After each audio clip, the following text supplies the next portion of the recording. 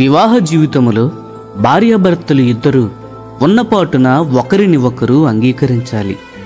పాపము రాకముందు ఆదాము హవ్వలు దిగంబరముగా ఉండి వారు సిగ్గురుగక ఉండిరి. వారు ఒకరి ఎడల ఒకరు నిజాయితీతో ఉండి దాచుకొనుటకు ఏమీ లేకుండా ఉండిరి. కాని వారు పాపము చేయగానే పరిస్థితులు మారిపోయినవి. వెంటనే వారు అంజూరపు ఆకులతో వారిని కప్పుకొనిరి. వారెందుకు అట్లు చేసిరి? ఆ తోటలో వారిని రహస్యంగా దాగి ఉండుట చూచువారు లేరు, మరియు వారు జంతువుల నుండి వారిని వారు కప్పుకొనుటలేదు. అటువంటప్పుడు వారిని వారు అంజూరపు ఆకులతో కప్పుకొను అవసరము ఎందుకు కలిగినది? వారు ఒకరి నుండి ఒకరు కప్పుకొనుచుండిరి. మనము ఒకరి నుండి ఒకరము కప్పుకొనుట అనేది పాపము యొక్క ఫలితమై ఉన్నది. జనులందరూ బాగుగా లేరనుకొని వారి శరీర భాగములను దాచుకొనుదురు. వాటి యొక్క వివరములు ఇతరులకు తెలిసినట్లయితే వారు సిగ్గుపడుదురు. అందుచేత వారు మారురూపము కలిగించే ముసుగులు ధరించుదురు. వారు లోపల దౌర్భాగ్యముగా ఓడిపోయి ఉండగా పైకి చూచుటకు ఏ చింత లేనట్లుగా నిమ్మళముగా మరియు సంతోషముగా ఉండినట్లు కనపరుచుకుందరు.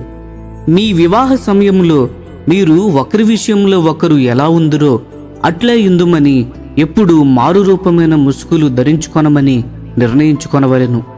లేని దానిని ఉన్నట్లుగా చూపకూడదు, మరియు అంజూరపు ఆకులు ఉండకూడదు.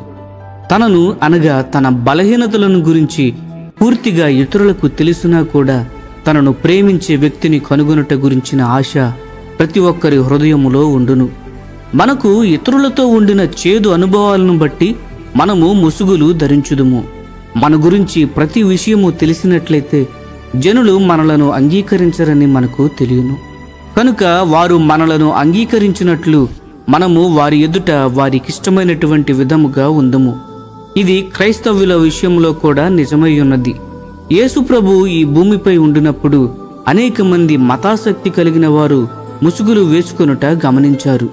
అందువలననే ఆయన వారికి సహాయము చేయలేకపోయారు. ఈ రోజున మీరు ఒక నిర్ణయము చేసుకొనవలను. అది ఎప్పుడునూ ముసుగు ధరించకుండా ఉండి ఎల్లప్పుడూ ఒకరినొకరు ఎలా ఉంటే అట్లు అంగీకరించేవారుగా ఉండవలను. భర్త భార్యలో తప్పులు చూచినప్పుడు ఆమెను అంగీకరించగలగాలి. భార్య భర్తలో తప్పులు చూచినప్పుడు అతడిని అంగీకరించగలగాలి. దేవుని గురించిన అద్భుత విషయం ఏమిటంటే ఆయన మనందరినీ మనము ఉన్నట్లుగానే అంగీకరించెను.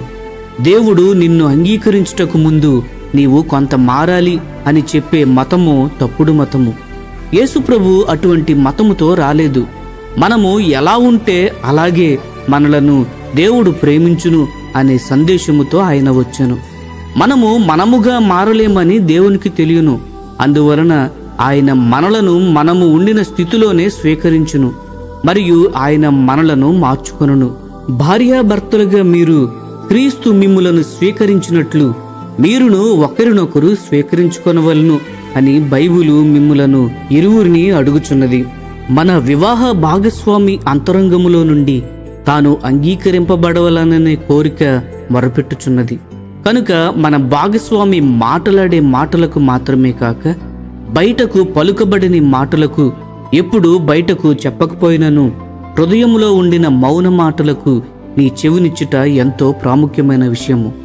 మనలను మనల్నిగా దేవుడు అంగీకరించెను అను విషయమును కూడా మనము అంగీకరించకపోవుట ఎంతో విషాదకరమైనది.